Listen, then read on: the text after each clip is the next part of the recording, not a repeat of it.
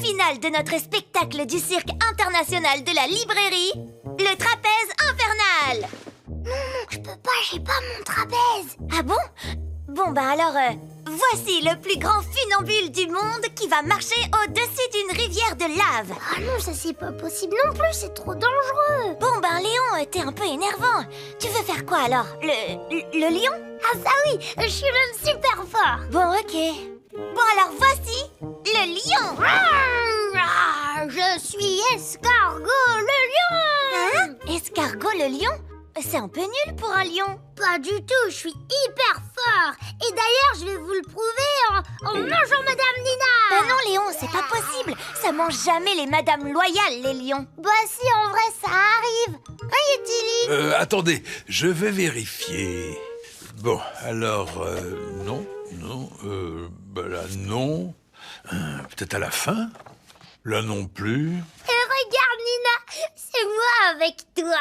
Rêve pas, t'es quand même pas aussi grand. Bah, presque, hein. Oh, dis, Yetili, c'est quoi ton livre? Ce livre-là, si on parle de lion, c'est un incontournable. Ah bah, ça tombe bien, on faisait les lions. Alors, tu nous le lis? Ah, j'y avais pas pensé. Alors, mon histoire commence. Oh ouais, Yetili, notre histoire de lion. Les lions ne mangent pas de croquettes, de André Bouchard. Pas de chien ni de chat, ont déclaré papa et maman. Comme Clémence est une petite fille obéissante, elle a donc amené un lion à la maison.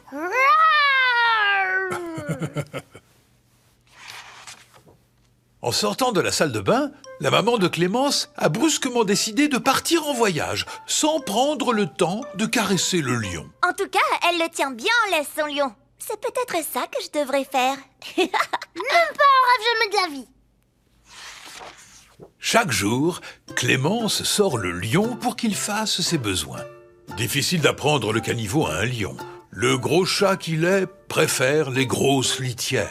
Oh, ça veut dire qu'il fait... Quoi? Il fait vraiment caca. Ah là là.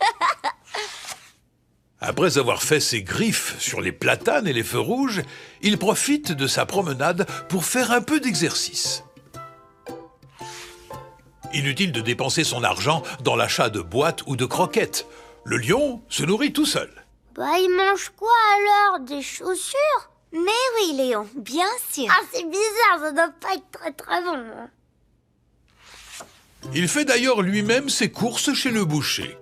Le commerçant, qui est brave homme, le laisse se servir sans réclamer un centime. Hey, t'as vu Léon? Il a même pas besoin de payer. Ah bah, il est drôlement sympa, ce boucher. Comme le boucher, tous les habitants du quartier sont gentils avec le lion. Quand il monte dans le bus, ils lui offrent leur place. Et c'est tant mieux parce qu'il est gros quand même, hein. Ah. Chaque matin, les passants consacrent un peu de leur temps à jouer avec le lion. Pendant qu'ils s'amusent, ils ne pensent plus à leurs soucis, ni à leur travail. Ça fait des bonnes parties de chat perché. Toutefois, le lion ne passe pas tout son temps à s'amuser. Il apprécie énormément la musique, par exemple. C'est peut-être plutôt les musiciens qui l'apprécient. Oh bah, ils sont tous partis. Il peut même pas écouter de la musique. Je crois vraiment que Léon, il a pas compris. En même temps, c'est pas facile, hein. Le lion a également de lourdes responsabilités. Il doit respecter le protocole des rois. En effet, lui-même roi de la savane et des animaux, la bienséance lui impose de saluer le roi du pays dans lequel il séjourne. Et surtout, il n'oublie jamais de rendre visite au papa de Clémence, qui se repose à l'hôpital depuis le jour où il lui a marché sur la queue.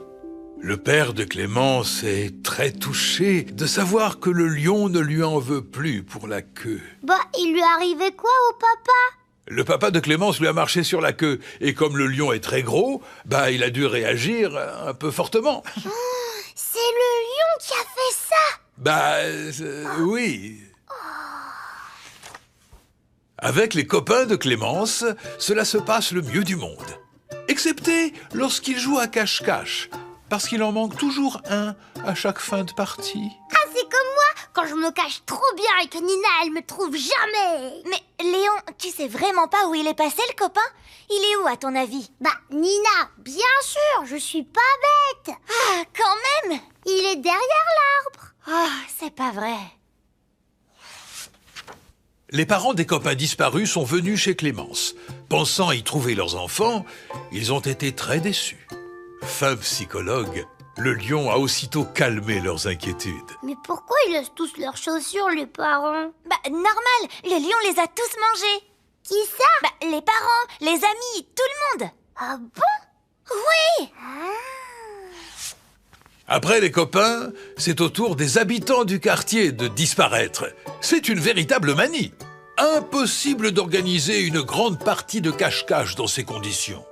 Alors, Clémence et le lion décident d'en faire une toute petite, à 2 seulement.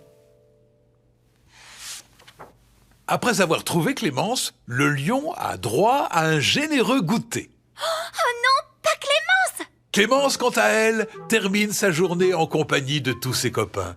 Quelle joie de les retrouver, enfin! Attends, le lion a mangé Clémence et tous ses copains et maintenant ils se retrouvent tous dans le ventre du lion? Eh oui, Léon, c'est ça. Oh. Voilà, c'est fini. Alors, elle vous a plu, mon histoire, les enfants? Ouais, sauf la fin qui est triste. Oui, pauvre petite fille. C'est pas ça, c'est pour le lion que je suis triste. Ah bon? Ben oui, il lui reste plus que des croquettes à manger maintenant. Ah, en fait, c'est l'histoire d'un papa lion qui racontait une histoire à ses enfants. Ah ah, quelle chute! Il nous a bien eu, ce livre. Ah oui, ça c'est sûr, hein. Moi j'étais complètement eu. Oh, moi aussi, nom d'une crème au citron. Et voilà, mon histoire est finie pour aujourd'hui. Mais dis, Yetili, et si on jouait au Yeti qui ne mange pas de sucreries? Ah, mais si le Yeti ne mange pas de sucreries, alors il mange des souris.